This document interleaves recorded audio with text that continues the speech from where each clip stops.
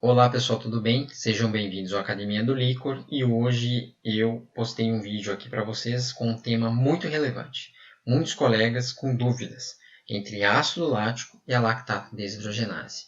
Existe uma confusão de terminologias onde tanto médicos como laboratoristas, não licorologistas laboratoriais, mas analistas de laboratório confundem em apoiar este parâmetro e como balizar este parâmetro para as infecções. E assim, aqui montei essa aula especial para vocês. Vejam que sempre estamos postando os conteúdos diariamente. E para isso, preciso que vocês curtam as nossas publicações, nos sigam no Instagram e no Facebook e se inscrevam no nosso canal no YouTube. Assim a gente ganha relevância e chega ao maior número de colegas organicamente, para que a licorologia laboratorial tenha cada vez mais a relevância do seu valor dentro do laboratório clínico e como especialidade laboratorial. Vejam que todos os dias a gente posta vídeos e cada vídeo é um marco, com certeza, de conhecimento para a sua atuação, tanto na prescrição como na bancada, dependendo qual lado você está. Independente disso, né? Todos somos colegas e queremos o bem para o paciente, que é fechar o diagnóstico mais rápido e o mais assertivo possível. Começamos como? Nesse primeiro slide, com uma definição do que é ácido lático e a lactato desidrogenase. Lembrando que o termo lactato, quando nós nos referimos no líquor, a gente está falando do ácido lático e não tem nada a ver com a lactato desidrogenase. E o que é o ácido lático, professor? É o produto final da degradação da glicose na ausência de oxigênio e é produzido pela redução do piruvato. É produzido em todos os tecidos, em especial músculo esquelético, hemácias e no cérebro. Vejam então, e reforçando, lactato no líquor é o ácido lático e não a lactato desidrogenase, que é o LDH. Ela está presente em praticamente todos os órgãos e tecidos do corpo humano e sua atividade catalítica está envolvida com a lise celular, ou seja, na destruição e renovação de células. E aqui vou passar para vocês nessa aula algumas dicas da minha experiência em relação a estes dois parâmetros, utilizando trabalhos bastante relevantes e recentes. Nesse primeiro, de 2019, vejam que a performance do lactato para a discriminação de meningites bacterianas de meningites por enterovírus. É um trabalho do professor Carlos Seni e do professor Renan e seus colegas, onde eles conseguiram, de uma maneira muito sucinta, muito clara, mais uma vez, corroborar com a sensibilidade e especificidade do ácido lático para as infecções. Vejam que na metodologia desta curva, entre especificidade e sensibilidade, a gente tem como parâmetro único muito importante o destaque no ácido lático. Assim sendo, dentre a conclusão nesse trabalho, quando nós comparamos com leucócitos, glicose, proteína, e aqui em amarelinho a linha de referência na metodologia ROC, vejam que o ácido lático tem uma curva bastante relevante para a diferenciação de meningites bacterianas para meningites virais ou encefalites. Lembrem, e sempre me perguntam, professor, qual o ponto de corte em relação a isso? O objetivo desses trabalhos não é fazer com que a gente tenha o conhecimento da utilidade do ácido lático num global, usando vários parâmetros.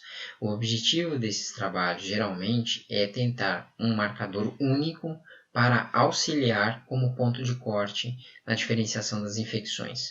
E o ponto de corte, usando o ácido lático como marcador único, sem balizar os outros parâmetros, é em relação ao valor de 30 mg por decilitro, onde mostrou muita sensibilidade, uma altíssima especificidade para o diagnóstico de meningite bacteriana. É claro, quando a gente baliza o líquor numa visão global, vendo outros parâmetros, leucócitos, o comportamento da glicose, a parte clínica, a parte de látex, você fica mais seguro em relação a isso. Nós podemos ter meningites bacterianas com ácido lático inferior. E o ácido lático também tem uma grande vantagem para a avaliação de hipóxia cerebral, que eu vou falar para vocês na sequência. Já aqui é o uso da lactato desidrogenase total para a identificação de meningites bacterianas utilizando o material do líquido cefalorraquiano. É um trabalho de 2013, porém, passo aqui para vocês a tentativa de sempre estar usando o lactato desidrogenase. Na minha experiência, dentro dos anos que nós evoluímos profissionalmente e também laboratorialmente com as tecnologias, o ácido lático era um parâmetro muito caro para se colocar na rotina. Porém, hoje, o ácido lático ele é tão barato quanto uma glicose. Pode ser feito até num aparelho semiautomático. Vejo uma segurança tanto de sensibilidade e especificidade do ácido lático para balizar essa diferenciação. E por que isso? Porque sempre comparando com meningite por enterovírus. Porque a meningite por enterovírus, vocês sabem disso, que nas primeiras 72 horas ela apresenta neutrófilos no seu citológico diferencial. Então, essa confusão que nós temos entre neutrófilo, linfócito, proteína e glicose gera uma confusão para a diferenciação das meningites bacterianas. E o ácido lático tem um papel bastante fidelizado em relação a isso, porque raramente aumenta nas meningites e encefalites virais. Por enterovírus, mais raramente ainda. Vejam que neste trabalho, onde eles compararam meningites bacterianas agudas, meningites assépticas, que é um termo utilizado para enterovírus, meningite por tuberculose e o controle, nós não temos um range tão seguro para utilizar o ácido lático na diferenciação das meningites agudas bacterianas das meningites assépticas por enterovírus virais. Vejam que eu não sinto segurança laboratorialmente em validar um parâmetro desse para utilizá-lo como uma complementação na diferenciação dessas duas doenças. Vejam que o comportamento do ácido lático é completamente diferente. Então, ele está muito acima, muito mais consolidado do que a tentativa da lactato desidrogenase. A maioria desses trabalhos que trazem alguns marcadores que já são com maior data de uso, laboratorialmente, como proteína C reativa, como lactato desidrogenase, essa tentativa principalmente é nos países e continentes que são pobres, onde nem sempre tem profissionais para interpretar, nem sempre tem equipamentos de última geração para analisar, nem sempre tem lá o próprio equipamento semiautomático. Então, assim, há uma tentativa de auxiliar, de balizar um parâmetro único para essa diferenciação. E isso faz com que a gente gere uma confusão entre os colegas que não é uma realidade aqui no Brasil. A maioria das cidades já tem a utilização do ácido lático, e isso faz com que a diferenciação das meningites bacterianas e virais seja mais assertiva. E cada vez mais a gente vai abandonando o LDH. Porém, existem alguns trabalhos recentes indicando o potencial de apoio diagnóstico da lactato desidrogenase e na sequência vou estar passando para vocês. Então, na minha experiência, não devemos nos confundir com o termo lactato, que eu uso muito, quando se trata de ácido lático e lactato desidrogenase. O lactato no líquor é o termo utilizado para o ácido lático. E, complementando um vídeo que eu postei recentemente sobre o uso do PCR, volto naquele assunto que eu falei para vocês. Países que têm dificuldade de apoio laboratorial, imagine de um licorologista laboratorial, fazem com que tentem balizar parâmetros que estão de fácil acesso para eles, desde um látex para PCR, uma técnica simples de titulação, e uma lactato desidrogenase que está disponível na grande maioria dos laboratórios do mundo. Porém, eu tenho uma interrogação em relação a isso, porque cada trabalho que a gente vê, cada trabalho que se tenta balizar ele não chega na sensibilidade e especificidade do ácido lático. Então, assim, pode usar? Até pode, mas qual segurança você vai ter? Qual a indicação? Qual a garantia que você vai estar apoiando realmente o diagnóstico? Então, esse é o grande diferencial do licorologista laboratorial. Ele não deixa o médico solicitar exames que não serão necessários para aquele momento. Então, por consequência, o paciente não gasta, o convênio não gasta e o sistema fica mais saudável. Tá legal? Então, LDH e PCR tenho dúvidas, mostrei aqui para vocês, passei para que vocês tirem as conclusões de vocês, mas eu, João, não utilizo esses dois marcadores, porque dentro da minha experiência, rodando vários lugares, né, Brasil e mundo, não vi nenhuma relação em relação à credibilidade, não é a palavra certa, nem a credibilidade, a assertividade da utilização desses parâmetros, tá bom? Então o ácido lático ainda é o marcador de excelência para isso. E por que eu comento isso? Porque dentro das meningites bacterianas, o ácido lático é um marcador consolidado, diversos trabalhos nacionais e internacionais já associados, obviamente, sempre à contagem global, à citologia diferencial, a utilização do GRAM, a avaliação da glicose e látex para agentes bacterianos para a complementação do protocolo. Com isso, você está muito bem consolidado, está muito bem resguardado para fazer um apoio correto. E a partir daí, com esses parâmetros, você como licorologista laboratorial tem aquele momento de discussão do caso para passar todos esses parâmetros de confiança para o médico, para ele fazer o diagnóstico assertivo da patologia. Lembrem também que o ácido lático é importante para auxílio na hipóxia cerebral, onde um ponto de corte acima de 100 mg por decilitro fazem com que nós tenhamos morte cerebral em algumas regiões. O neurônio não aguenta esse nível de ácido lático, fazendo com que, se esse paciente se recupere, tenha grande chance de ter sequelas. Por isso que você vê lá relatos mais antigos de pacientes com infecção, meningite por Neisseria meningitis.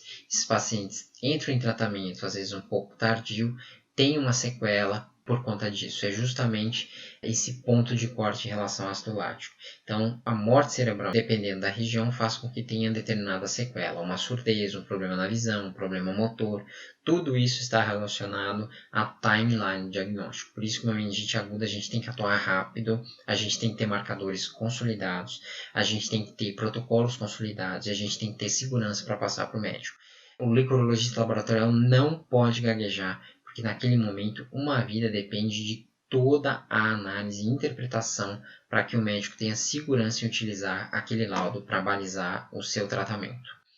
Volto à lactato deshidrogenase, que a cada ano que passa, como eu falei para vocês, há algumas tentativas de utilizar a lactato deshidrogenase como apoio diagnóstico. O exemplo nesse trabalho é a determinação do valor, da lactato deshidrogenase no líquido cefalorraquiano, os níveis da lactato, para a diferenciação de hemorragia subaracnoide para punção lombar traumática. Então vejam que eles tentaram, nesse trabalho, utilizar o LDH como parâmetro da diferenciação de uma verdadeira hemorragia, que é a hemorragia subaracnoide, por um acidente de punção. Lembrem que basta ligar para o médico e perguntar para ele se teve acidente de punção. Basta você ter o conhecimento e o acesso, se esse paciente, do porquê que ele colheu o líquor, se tem exame de imagem, para fazer essa diferenciação. Então, assim, trabalhar dessa maneira, utilizando um parâmetro, sem ter uma conversa interdisciplinar, uma conversa profissional multidisciplinar, você fica dando chute no escuro. Então, esse é o líquor do passado. Esse é o líquor que a gente não utiliza mais. A gente tem que ter o entendimento que essa correlação clínico-laboratorial está cada vez mais fidelizada para o sucesso de um licorologista laboratorial, tá bom? Então, só para exemplificar, nesse trabalho, eles colocaram um ponto de corte de dosagem do LDH acima de 185, tem grande chance de ser uma hemorragia subaracnoide. E aqui eu faço um parênteses bem importante.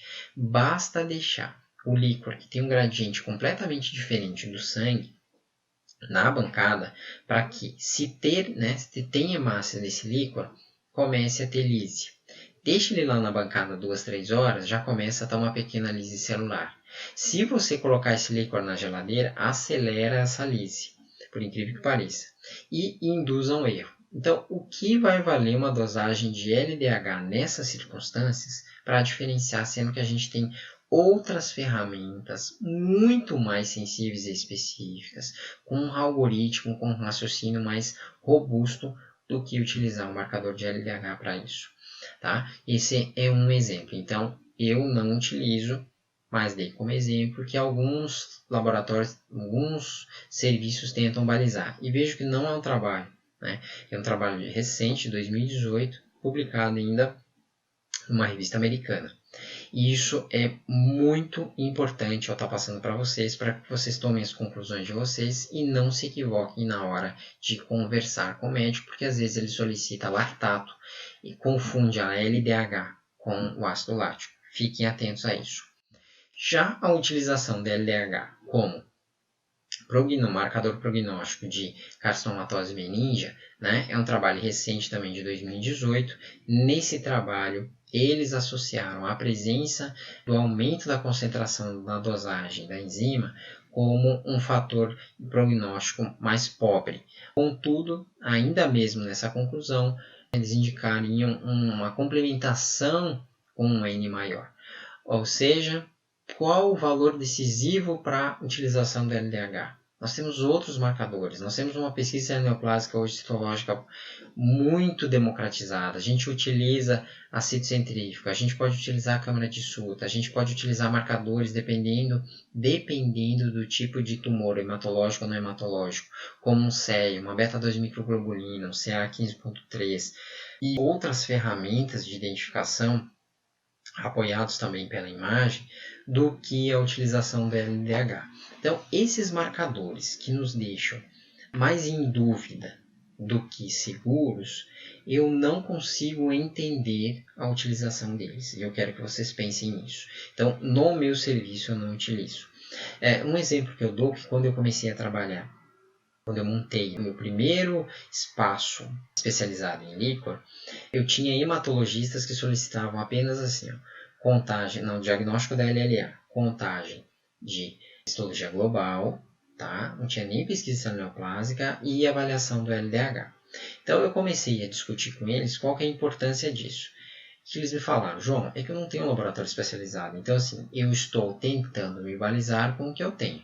Agora eu sei. Né? O seu serviço é licorologia laboratorial, especializada, tem o conhecimento para pesquisa neoplásica, tem o conhecimento em relação ao apoio diagnóstico correto que a gente precisa. Esses exames eu não vou utilizar, até porque eles não me davam uma segurança necessária que eu preciso para avaliar um líquido. Então, vejam a importância.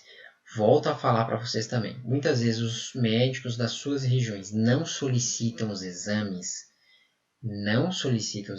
porque eles não sabem da sua existência. E por isso você agora, como licorologista laboratorial, vai entender essa dinâmica e vai se apresentar para ele. Por isso, o serviço vai ganhando credibilidade a cada ano que passa. Não tenham dúvida disso. Entendam que o médico é o cliente do laboratório de líquor. Quero agradecer mais uma vez a audiência de todos. Quero agradecer todas as mensagens que têm chegado para a gente, de felicitações, de dúvida, de discussões de casos. Eu agradeço, a gente responde todas, dependendo dos meios, né, que são enviados. Pode ser por e-mail no contato@academiadolicor.com.br. Pode acessar o nosso site, que já está no ar, é o academiadolicor.com.br. E não esqueçam de nos seguirem nas mídias sociais, tanto no Instagram e Facebook, como assinando o nosso canal no YouTube. Isso é muito importante.